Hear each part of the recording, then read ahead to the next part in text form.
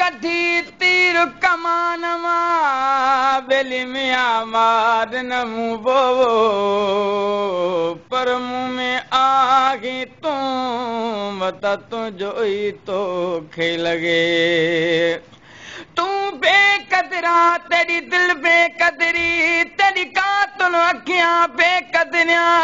अखियां नाल चुमा तब चुमन न देवन तेरे पैर दा तलियां बेकदरियां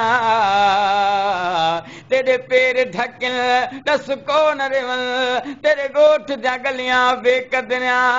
मैं सद करा सिरफाड़ गता तब कुछ न कुछ तेरे घर दा बितियां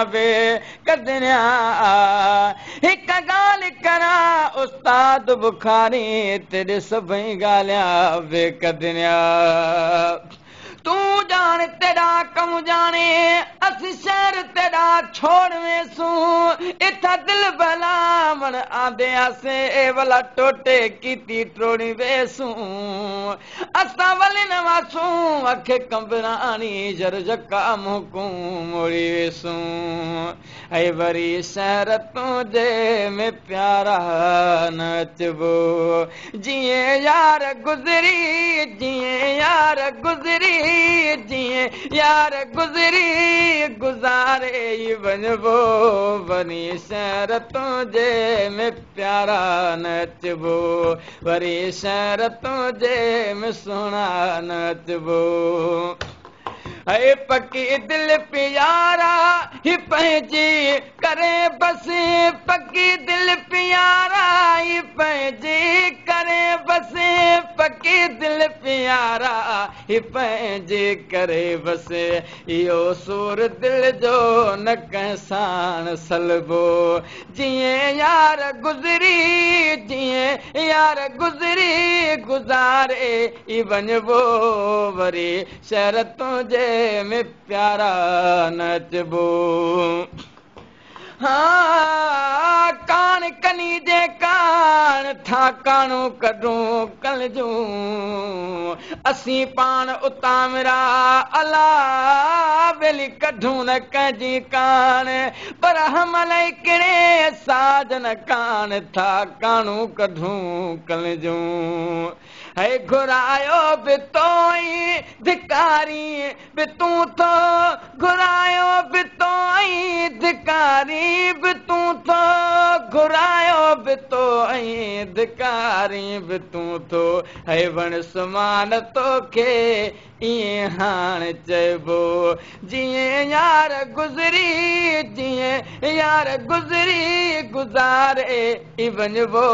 वरी शहर तुंहिंजे में प्यारा नचबो हाँ दुनिया को दौलत मिठी पर में को अपना यार मिठा सॼे ॾींहुं कण इबादत करूं हिकु दिल बरदा दीदार मिठा सिर कलम करा चा कंबराणी जंहिंमें हुकुम ॾेवे मन ठार मिठा ऐ हुए मुझो साथी चिली साथ बैठे हुए मुझो साथी चिली साथ बैठे हुए मुझो साथी चिली साथ बैठे त पंहिंजो बहाने पिरी पाण पलबो त पंहिंजो बहाने पिरी पाण पलबो जीअं यार गुज़री गुज़ारे ई वञबो वरी शहर तुंहिंजे में प्यारा नचबो हाँ कोई मरदा मरदा मर वञे तूं पुछण बि न आवी बाक़ी किथे कण यार सदावी मुंह मोड़ अकेला छोड़ पीछे तोड़ तवी न निभावी बाक़ी किथे कण यार सदावी न कादी थीवी कंबराणी दा न कुला आन देवामी बाक़ी किथे कण यार सदावी है ये ॾींहं ॾिसणा हमला हमूंखे ये ॾींहं ॾिसणा मल्ला हमूंखे ये ॾींहं ॾिसणा मल्ला मूंखे तहाने सिकंदर वधी कीन लगबो जिए यार गुज़री गुज़ारे ई वञबो भॻे दिल जा दिल बर सजी कान थींदे पिरी पोइ बि तोसां सजण पोइ बि तोसां सुणा पोइ बि तोसां ठगी कान थींदी भॻे दिल जा दिल बर सजी कान थींदी भॻे दिल जा दिल बर सजी कान थींदी